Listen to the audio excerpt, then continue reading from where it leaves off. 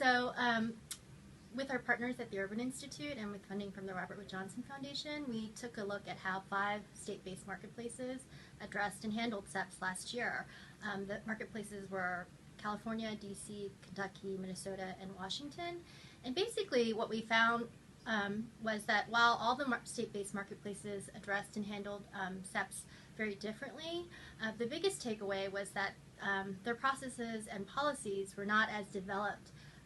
to match the potential eligibility for SEPs last year. And really what we found were 2 kind of main challenges was that,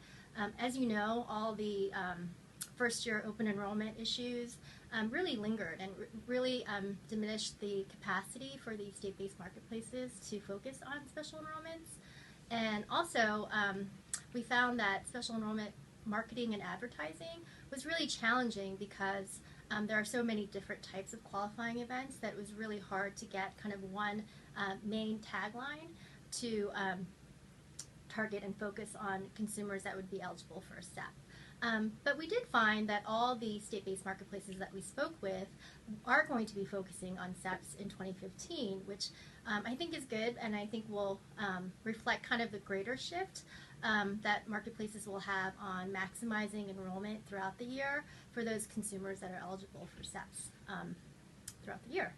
And I know that I haven't had a chance to actually read the new federal regulations surrounding SEPs, but I know you have. So what are some of the interesting SEPs that HHS has announced?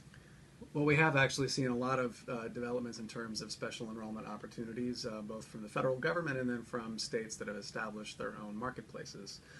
We saw virtually all states extend an inline invitation to people who are going to sign up for coverage through the end of open enrollment to have a few extra days to do so if they encounter difficulties or heavy traffic or whatever the case may be, a few extra days to sign up for coverage. Virtually all states took the opportunity to do that and give people some more time to get signed up for coverage. Beyond that, we've seen some interesting activity first with the state of Washington and the state of Minnesota, and then the federal government and now other states, giving people an opportunity to sign up for coverage possibly as late as the end of April if they discover that they are subject to the individual mandate tax penalty. These are for folks who have not signed up for coverage in 2014 and are going to have to pay a tax penalty for being uninsured. If they've just discovered that that's the case, if they discover that they owe a mandate penalty, they have some extra time now in 2015 to sign up for coverage so they don't have to pay a penalty again for 2015. And this is an interesting opportunity that states took a look at to try to make sure that people had some protection and some comfort so that they wouldn't pay 2 penalties in a row and so that they would have coverage for themselves